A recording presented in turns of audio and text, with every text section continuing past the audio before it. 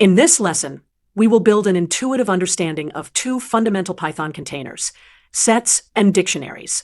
We will emphasize how they store information, their key properties, and the most common operations you will use every day.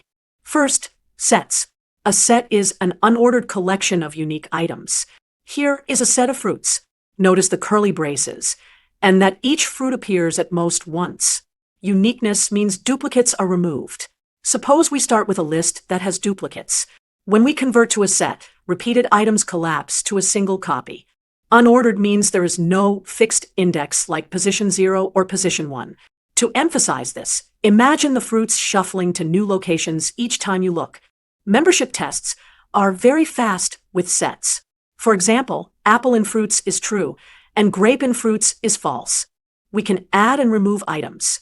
Add orange, remove banana. The remove method raises a key error if the item is missing, while discard silently does nothing if it is missing. Now, the classic set operations. We will use two sets, set A equals brace 1, 2, 3, and set B equals brace 2, 3, 4. We will visualize union, intersection, difference, and symmetric difference.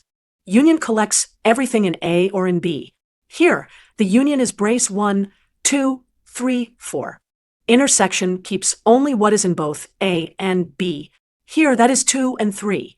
Difference A minus B means elements in A but not in B.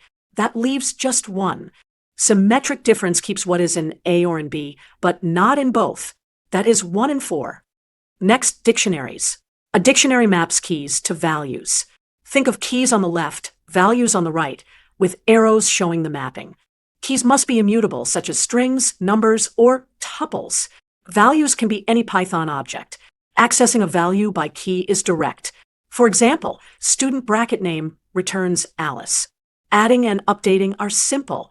We add a new key GPA with value 3.9. Then we update the age from 22 to 23. Removing a key can be done with delete or pop. Delete major removes the pair.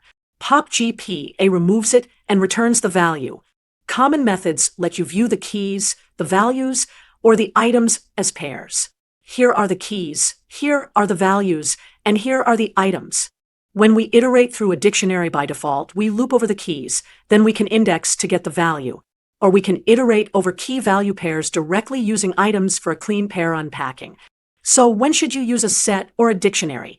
Use a set when you need a collection of unique items, fast membership checks, and set operations like union and intersection. Use a dictionary when you need to map from keys to values with fast lookup, insertion, and deletion by key. You now have an intuitive picture of sets and dictionaries.